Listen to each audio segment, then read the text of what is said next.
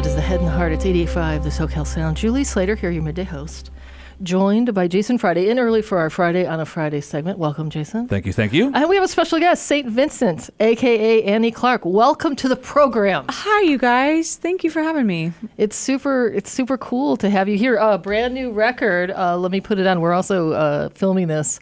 Brand new record, All Born Screaming. And I notice, of course, you're on fire. Do you want to explain?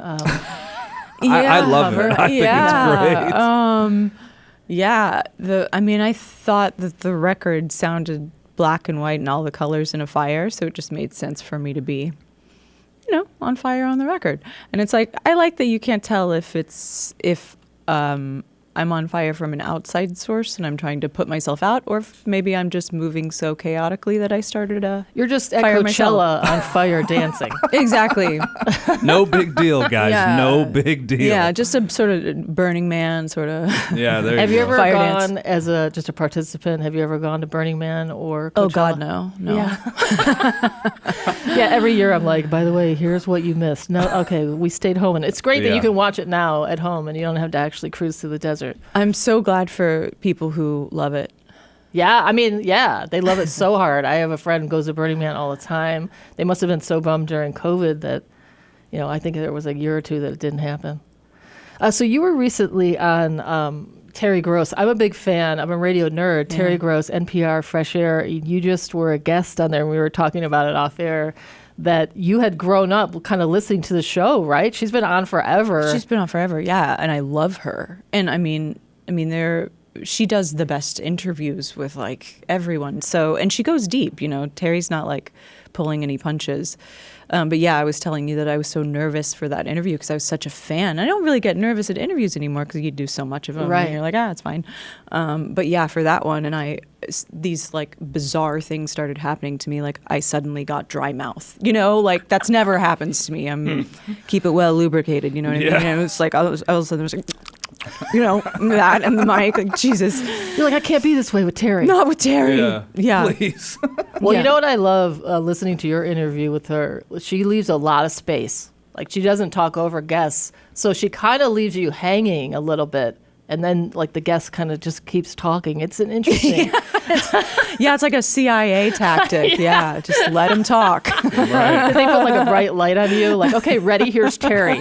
Well, no, but one of the things she does is she makes sure that it's never a face-to-face. She makes sure that it's just her voice in your ears and it's just a voice conversation so that you kind of it gets even more intimate. That's, another one of her interrogation tactics. Right. That is an interesting tactic. I really love to see people, even if I'm like filming someone for a podcast, like I love to be able to, kind of have eye to eye. Yeah, it makes a diff. Yeah.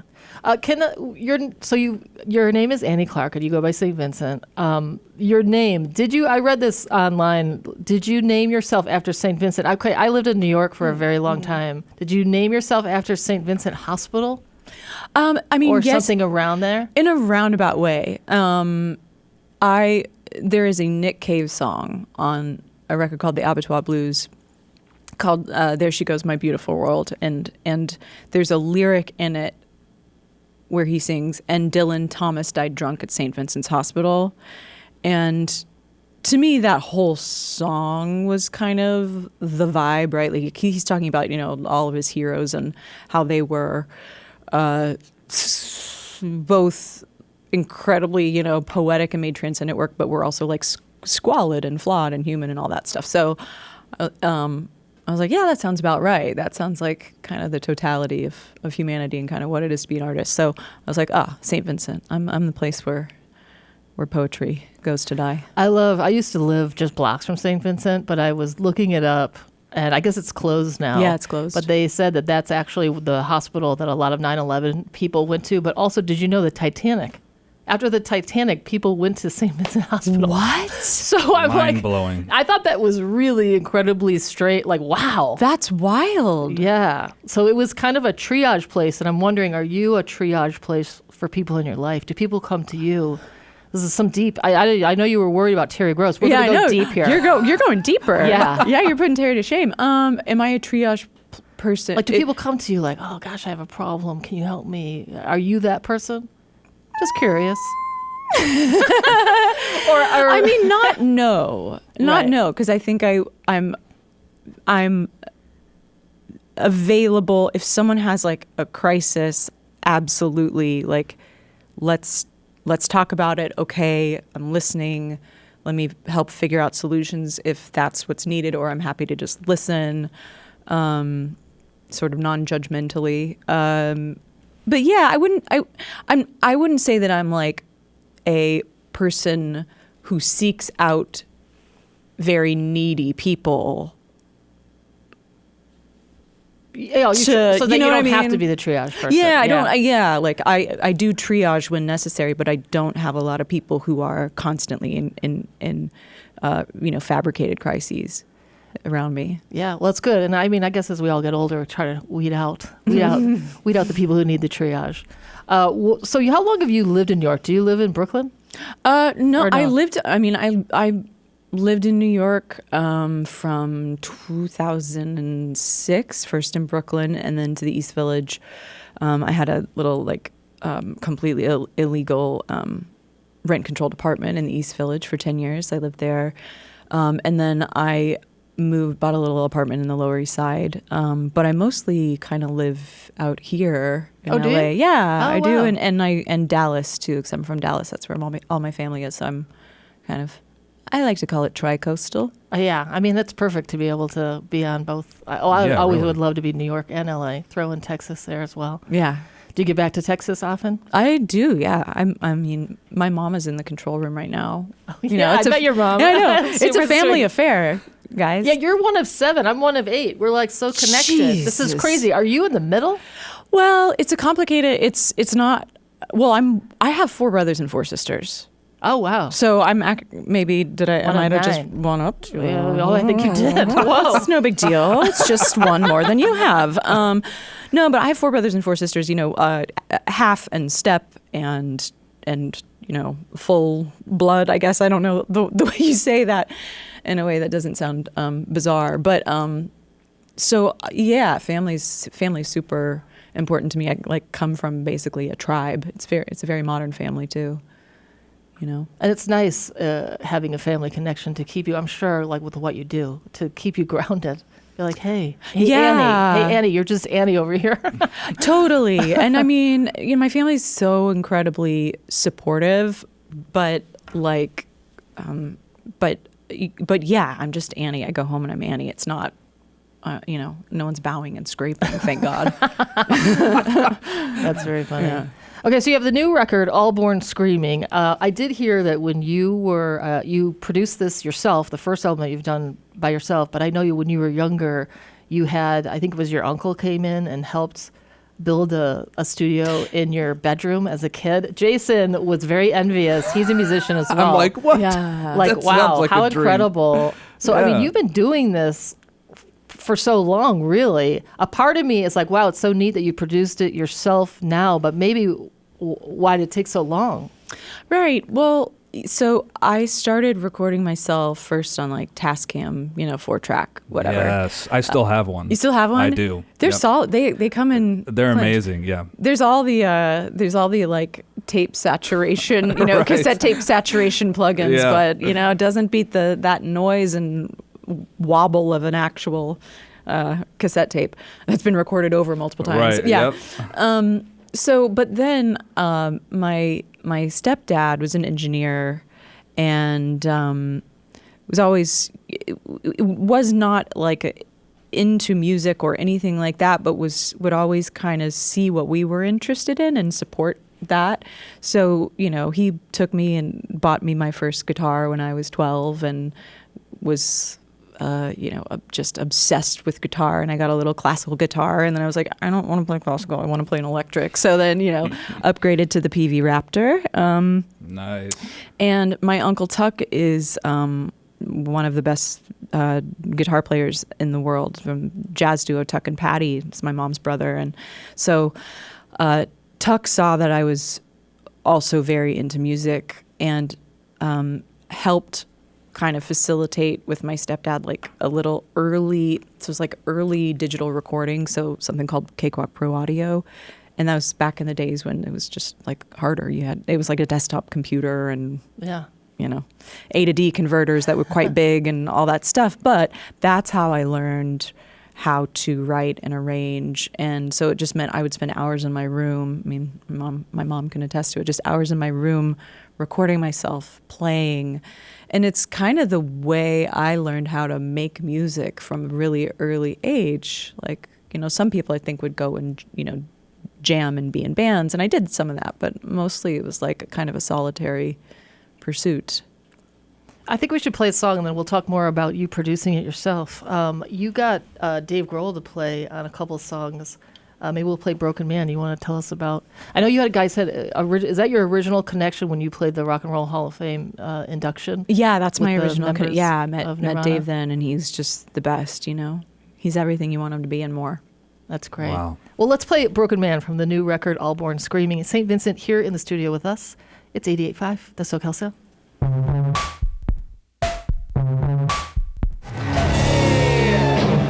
That is Dave Grohl on drums, St. Vincent, Broken Man off the new record, All Born Screaming. St. Vincent in studio, along with Jason Friday. Welcome, Annie Clark. Thank you for Hi. being here. Thank you. We were just talking about the new record, of course, All Born Screaming, out today. I should mention you're playing the Greek, I think it's August 16th. You're also going to be at Fingerprints in Long Beach tomorrow, if people want to meet and greet with you. Can you tell us, so Dave Grohl's on there, you guys connected like 10 years ago. How did that happen? You ended up playing. I think it was such a brilliant idea for Dave Grohl and Chris Novoselic to choose women to play the songs when they were inducted to the Rock and Roll Hall of Fame. How did that work out? I mean, were you freaking out? Was that crazy? I'm still freaking out. I'm still nervous about it. Yeah. Have you listened to that performance or watched it at all lately? Not lately, but Yeah. yeah, I have. I did eventually watch it. That seems like an experience where you could black out because it's so amazing while you're doing it. Oh, 100%. I have one vision of being up there and kind of seeing that crowd at Barclays, and being mid-song. And other than that, it's just a full blur, So you just got a call, hey, would you like to play with these guys? Do you know Dave Grohl or Chris Novoselic? It was, yeah. I mean, I remember I was on tour and I got a call from my previous manager who was like, I got a weird one for you. And then it turned out to be the most like just humbling thing in the world. I wouldn't be playing music if it wasn't for Nirvana. I remember being a kid, being on the front driveway of my best friend's house, and his cool older brother had cool music taste, and like we were on the half pipe, and his older brother Paul like brought out the boombox and played Nirvana's Nevermind, and it was like, oh, I can't say shit. You can't. No. Okay. Oh, golly. I just thought, oh, gee, gollies.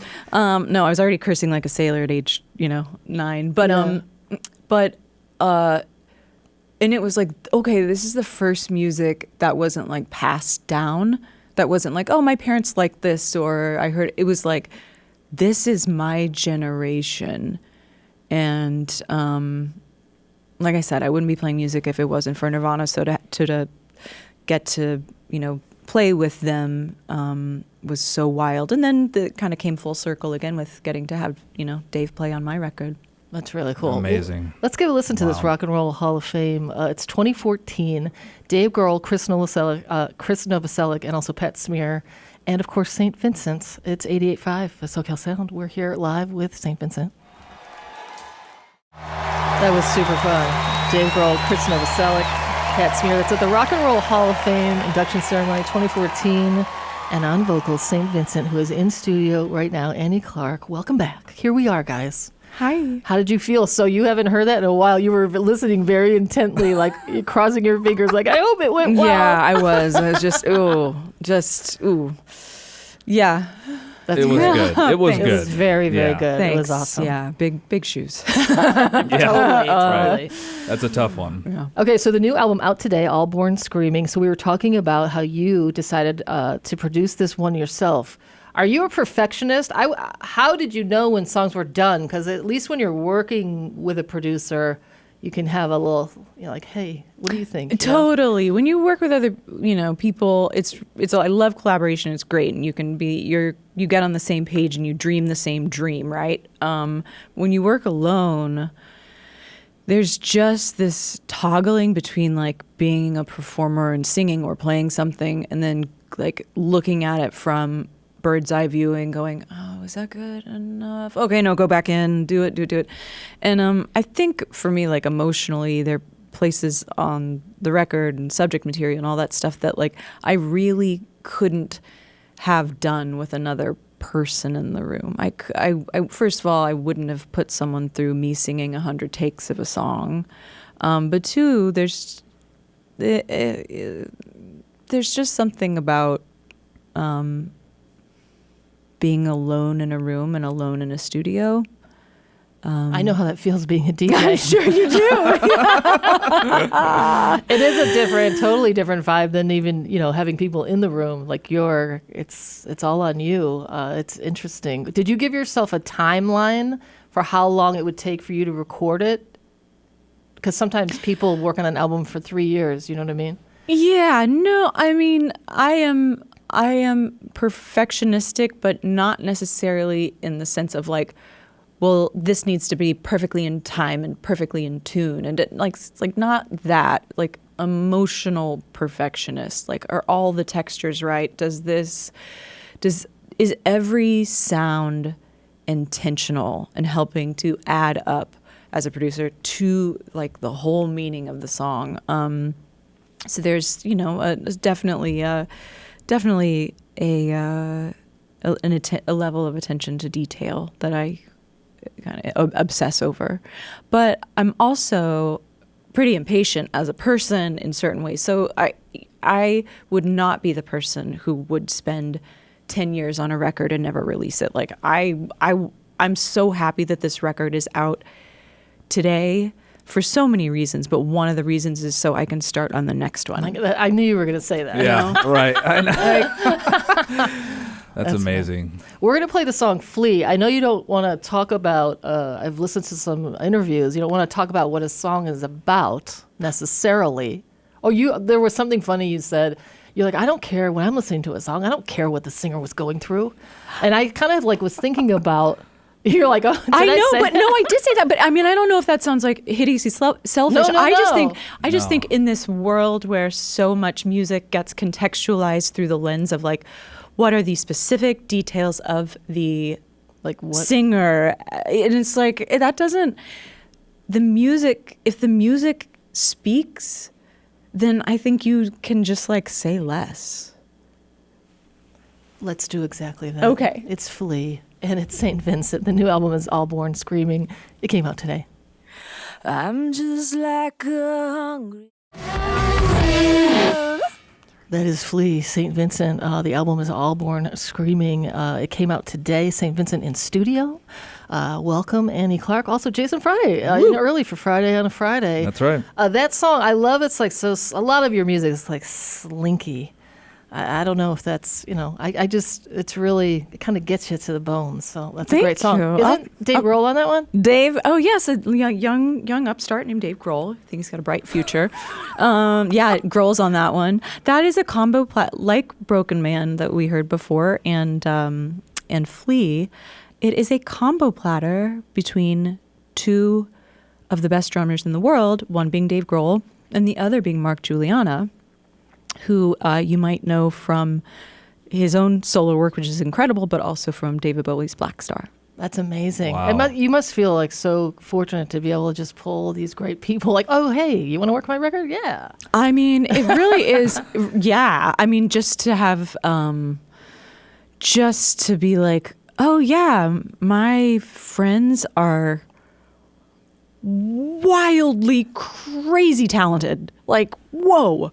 I'm in rehearsals right now for tour, and I was just looking around the room, and there's Justin Meldale Johnson who played on this record, and Jason Faulkner who's playing in the band, and Rachel Eckroth, and Mark Juliana, and Charlotte Kemp Merle. I still can't say her name, but like every single one of them is an incredible artist in their own right, and they're somehow Gonna go on tour with you. Dreaming this dream with me for a minute. So it's cool. I'm going to mention amazing. again St. Vincent at the Greek, August 16th, and Fingerprints doing a little signing tomorrow. Okay, so I'm a huge David Byrne fan. Saw you guys play at the Greek, which was so great. Tell me about working with David Byrne.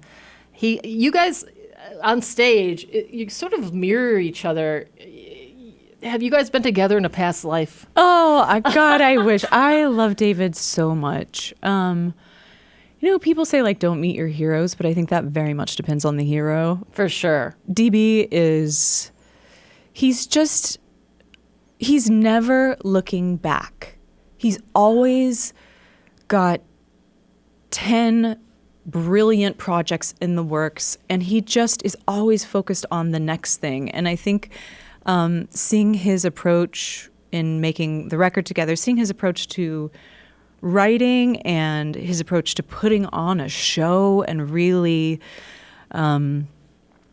making a whole production of it, but not a production like Broadway razzle dazzle, but like really everything was just so intentional with choreography and concept, and that was just so inspiring. I mean, that was a master class, Did it change the way you did your next shows after that tour? Absolutely. Yeah. I think the next record I did and the next tour I did after the Love This Giant tour was, I worked with Annie B. Parson, who's a great choreographer who I met through David Byrne and doing the Love This Giant tour, and really kind of delved into a little bit of postmodern choreo. Yeah. That's fun. How did you connect with David Byrne to begin with? DB. DB, sorry. Yeah, I know. Yeah, easy there. It's DB. I'm if you so heard. sorry. That was probably so obnoxious. No, it is not at all. No, It is no. not. But it's very cute. That was so obnoxious. Well, so we met originally in downtown New York at Housing Works, and Housing Works is a nonprofit bookstore that was doing kind of a concert series where it was Bjork and the Dirty Projectors, and they'd written like 6 songs just for Housing Works, and so David and I, we'd met before because he came to one of my shows early on at the Bowery Ballroom, but also we met there, and Housing Works kind of came to us and said, hey, would you guys be interested in doing something like this? I can't remember if the story is that they asked me if I would be interested in doing something with this, and I said yes, only if it's with David Byrne, or if we both ended up there somehow. But that began the process of us writing a record together called Love This Giant that came out like 12 years ago, I guess, which has a lot of horns. It's kind of like a horn-tastic record, and then touring the world with it, which is the most joyful experience of my life. Like I also don't really look back. I'm just kind of wherever I am, there I am. But that is one of those tours that, in times of my life, that I wish I could relive because it was so wonderful. Wow. That's beautiful. Let's play a track off that record. So it's David Byrne and St. Vincent in studio, along with Jason Friday, Julie Slater here. This is Who. It was really awesome. St. Vincent is live in studio, and it's kind of like we're doing a This Is Your Life. We're going over all the music Yeah, pretty much. you've created.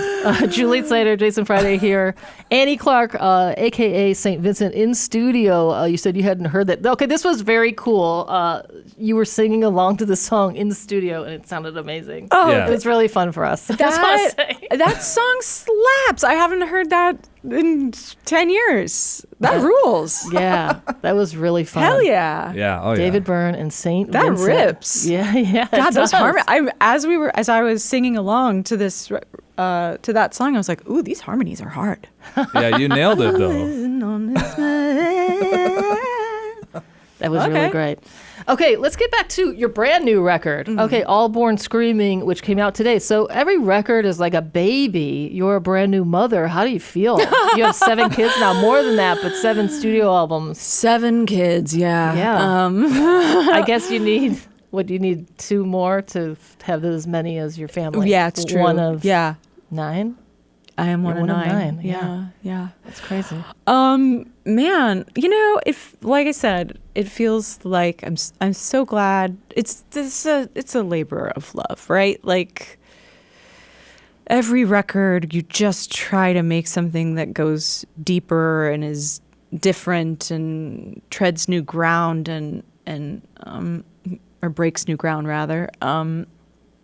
And you never know. I never know if anyone's gonna like anything. I have no sense of that. All I have is sort of like my own instincts and my own, I guess, inner voice as a musician, and kind of just following this thing and following the music until it feels right, and then hoping And then that it put hits out there. people. Yeah. And then You start never working on know. the next one. Did you start writing music this morning? You said as soon as one's out, you're like, okay, that's out. I got another one. Oh yeah, I've already started. I genuinely have already started writing the next thing. But yeah. Okay, I'm going to play. I know you have to scoot soon. I'm going to scoot on Big Time Nothing from the new album All Born Screaming, and then we'll just have you back real quick before we wrap it up. St. Vincent in studio. Hi. It's 88.5, the SoCal Sound.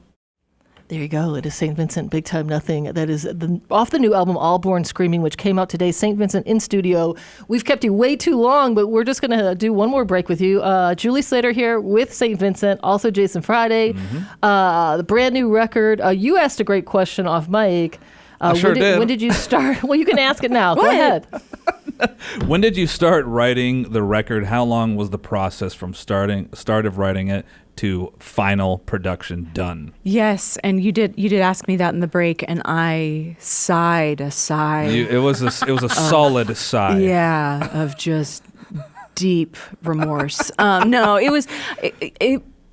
Sometimes just things take a minute to percolate. So Sure. some of this material, like the bass line for Big Time Nothing that you heard, that was like a jam in 2019 that I just knew I had to make it a song, but the song took a while to reveal itself. Exactly, And that's okay. Yeah, Because look at the masterpiece that it turned into. Thank I you. mean, seriously. It takes however long it takes. Sometimes with music, the more I do it, the more, on one level, you're like better at it. You're better at singing. You're better at playing, whatever, all the things. But at the same time, the mystery of music just gets deeper and deeper to me. And like sometimes I find that you just have to like come at a song with a righteous heart and like hat in hand before it will be like, okay, here's what it is. Here's what I am. And that was the case with a lot of material on this. I had to patiently, supplicant style, peasant, just wait for her. Come, yeah, wait for her. I love the title All Born Screaming. Did you spend a lot of time thinking about, that's a pretty wild, like we were born and it's okay if you scream, like, oh yeah, you're all right 'cause you're screaming. Right. And there's a lot of things about, do we go out the same way we come in? What does All Born Screaming mean to you? Well, it's a title that I've actually had for 20 years. Oh my. Yeah. I'm sitting on that one. I've been sitting on that one. I was like, yeah, I'm going to use that someday, but I hadn't really earned it. You know what I mean? I hadn't lived enough life. At 23, I wasn't going to write a song called All Born Screaming that was any good. Trust me, I tried. And but with this one, I think I lived enough life and crossed enough rivers to be able to own it. I was just giving you some space, like Terry You were, Gross yeah. does I felt that. I felt like you were going to let me just dig a real hole. You're what other bad metaphors can you trot out on live radio? We're just silent. Please continue. Yes. We just wanted to mention also we watched the Nowhere In, the mockumentary. Oh, so good. I had Slater Kinney in here, so I had Carrie Brownstein come in, and we talked a little bit about it. Your friendship with her. Are you guys legitimately like best friends? Yeah, she's one of my best friends in the whole world. Man, I love that. And yeah, I know she's so brilliant. And I feel like we as artists we've been in conversation for years, and the Nowhere In, was sort of this premise that you see so many artist documentaries and they're trotted out as like the authentic artist. Yes, and most. I get that. I get that that's a nice narrative, and I get that people who are fans of someone want to see a thing where, oh, this person's just a human. They're just like you and me. But the fact of the matter is, most of the time, those artist documentaries are like funded by the artist. The artist has final cut. So you're getting essentially glorified propaganda. Yeah. And I was like, let's make some art. Let's not make propaganda. And I know, let's do the least commercial thing possible, which is for both of us in this film to be deeply unlikable. You know what? Why don't we both be not relatable and really unlikable and see what happens? Right. But we did, because that felt right, you know? There was some great, like, when you started being mean to Carrie, and she just like stared into the camera. I'm like, so sad. Oh my God, I know. It was very good. You both nailed it Yeah, so Thank you hard. so Really much. cool. Oh We my did God. vicious things. One scene I remember that still makes me hurt inside is there's a scene that is supposedly like me backstage, and a fan comes in and is telling me this like really heartbreaking story of like that my music means so much to her, and you know, that someone close to her died, and I start crying and make it all about me. Yeah. And then hold her, and then she ends up consoling me, and it's so monstrous. Yes. It's so monstrous. But I feel like I see that like legit behavior from Oh, I'm sure. people all the I'm sure. time. Like, no, you understand, this is monstrous. I'm playing monstrous. This is not. I would never do this. Right. You said a line in there that you're like, who am I? Am I Annie Clark, or am I St. Vincent? Maybe I'm neither of them in the movie. Do you feel you found a way to, like, you're all those things or nothing, maybe is what you said. I'm both of them and nothing. Yeah. I mean, Is that real? Yeah, I mean, you know, the movie was like a comment on, you know, the faux authenticity that gets peddled to us. I think I feel like, you know, my career has been such that I have kind of been slowly trekking up the mountain. Like with every record, people care a little bit more, and people care a little bit more. And so I've had the luxury, I think, of learning how to be a person while also learning how to be a better artist. And I think if you get like really famous, really young, for example, Yeah. A lot of time you're kind of dealing with like stunted growth, right? Yeah. I mean, so I'm not answering your question because I don't have an answer, but you know, I don't. It doesn't keep me up at night. That's great. All right. Well, you've been so gracious with your time. Thank you so much, St. Vincent, Annie Clark, for coming in. We're going to play I love playing the final track of the record. So Yay. the title track, All Born Screaming. I do want to mention you're going to be at the Greek, St. Vincent, August 16th. Also at Fingerprints in Long Beach doing a signing. Find out more by going to their website, fingerprintsmusic.com. You have Kate Laban on this one, right? Oh my God. Speaking of best friends, Kate is one of my best friends in the world. She's legitimately my favorite modern artist. I mean, I listen to her so much. Her last record, Pompeii, is just everything. And she's an incredible producer in her own right. She just produced the Wilco record, Wow. which is really cool. Yeah, Kate is a force, and we've been friends for years. And I called her in to help me on this record when I was at a low point, and she just with this particular song, I was having trouble kind of cracking the code of the feel of it, and Kate very famously, well, famously now, I guess, said like, she listened to it, and she's like, okay, give me a beer, a bass in 2 hours. No way. And I did. And I came back and she wrote a great bass line, and then this song revealed itself thanks to Kate. That's really great. Thank you Amazing. so much, Annie. St. Vincent, live in studio. Thank you for spending this whole hour with us. Yes. It You has been bet. a total joy. Brand new album, All Born Screaming, out today. Let's play the title track, everybody. Thanks, guys. Thank you. It's 88.5, the SoCal Sound.